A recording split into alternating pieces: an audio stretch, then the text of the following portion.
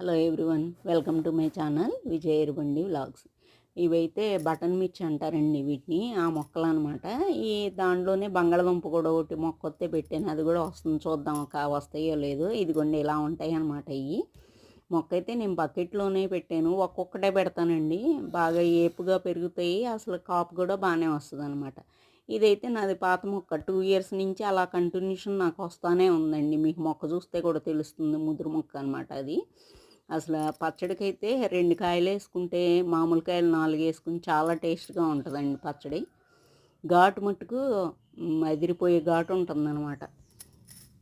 చూడటానికి కూడా చాలా అందంగా ఉంటాయండి అసలు, యాపిల్స్ లాగా. తర్వాత ఇది వచ్చేమో చిక్కుడు తీగ అనమాట.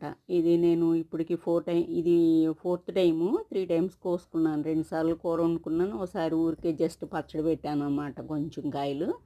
ఇదైతే 4 గింజలు చిన్న కాయలండి, బాగా టేస్ట్ ఉంటుంది. గింజ పెద్దగా ఉంటుంది, కండగల్ల కాయ అంటాం కదా, అట్లా ఉంటుంది అనమాట. ఇది నేను దీనిలో బియ్యం సంచిలో పెట్టాను చూడండి.